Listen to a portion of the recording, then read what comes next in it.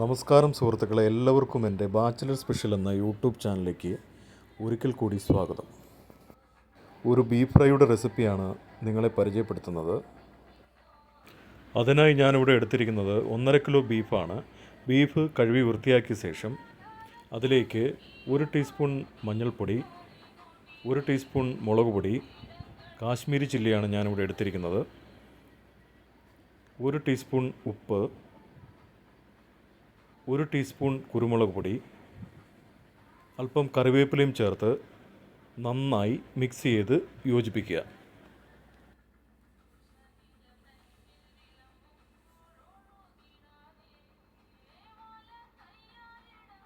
മസാല ഐറ്റങ്ങളൊക്കെ ചേർത്ത് യോജിപ്പിച്ച ശേഷം അതിലേക്ക് 1 ടീസ്പൂൺ പച്ച വെളിച്ചെണ്ണ ചേർത്ത് നന്നായി ചേർത്ത് യോജിപ്പിക്കുക. അടുത്തതായി മസാലകളെല്ലാം പുരട്ടി അരമണിക്കൂർ റെസ്റ്റ് ചെയ്യാൻ വെച്ചിരുന്ന ബീഫ് ഒരു കുക്കറിലേക്ക് മാറ്റുക.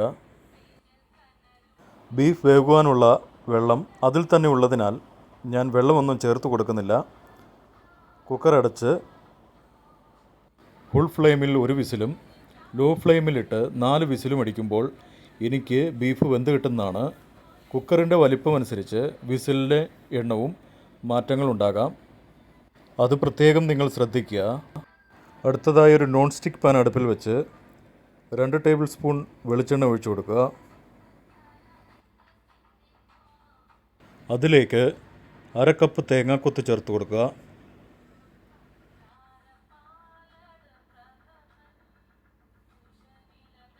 തേങ്ങാക്കൊത്ത് നിറം മാറി വരുന്ന സമയത്ത് അതിലേക്ക് 4-5 വറ്റൽമുളക് നടുകെ മുറിച്ച് ചേർത്ത് കൊടുക്കുക. അതിലേക്ക് 1 പിടി കറിവേപ്പിലയും 2 കപ്പ് ചെറിയ ഉള്ളിയും ചേർത്ത് നന്നായി വഴറ്റിയെടുക്കാം. അതിനുശേഷം അതിലേക്ക് 2 കപ്പ് ചെറിയ ഉള്ളി ചേർത്ത് കൊടുക്കാം.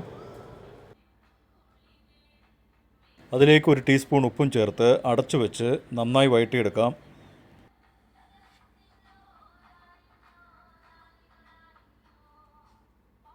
ഇപ്പോൾ ചെറിയ ഉള്ളിയെല്ലാം നന്നായി വഴണ്ട് വന്നിട്ടുണ്ട്. അതിലേക്ക് ചതച്ച് വച്ചിരിക്കുന്ന വെളുത്തുള്ളി, ഇഞ്ചി ചേർത്ത് കൊടുക്കാം. പച്ചമണമൊക്കെ മാറുന്നതിന് വേണ്ടി നമുക്ക് അടച്ചു വെക്കാം.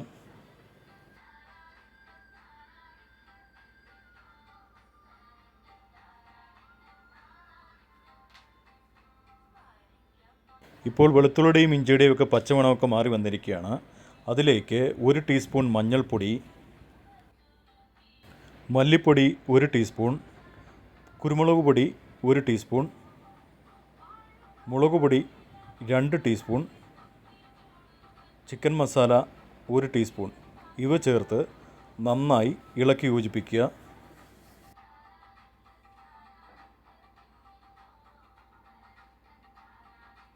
ഇപ്പോൾ ചേർത്ത് കൊടുത്ത മസാലകളുടെ പച്ചമണമൊക്കെ മാറി നന്നായി യോജിച്ച് വന്നിരിക്കുകയാണ്. അതിലേക്ക് വേവിച്ച് വച്ചിരിക്കുന്ന ബീഫ് ചേർത്ത് കൊടുക്കാം.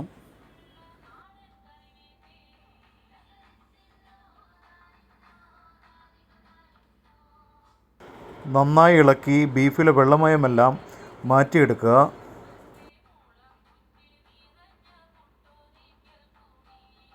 ഇപ്പോൾ ബീഫിലെ വെള്ളമെല്ലാം നന്നായി തോർന്നു വന്നിരിക്കുകയാണ്.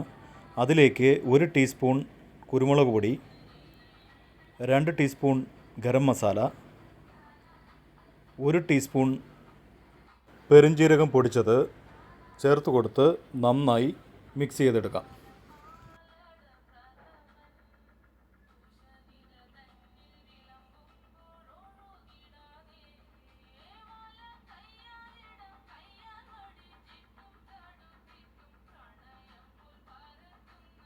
അല്പം കറിവേപ്പിലയും ചേർത്ത് നന്നായി യോജിപ്പിച്ചെടുത്താൽ ബീഫ് ഫ്രൈ റെഡിയായി വന്നിരിക്കുകയാണ്. അതൊരു വാഴയിലയിലേക്ക് മാറ്റി കൊടുക്കാം.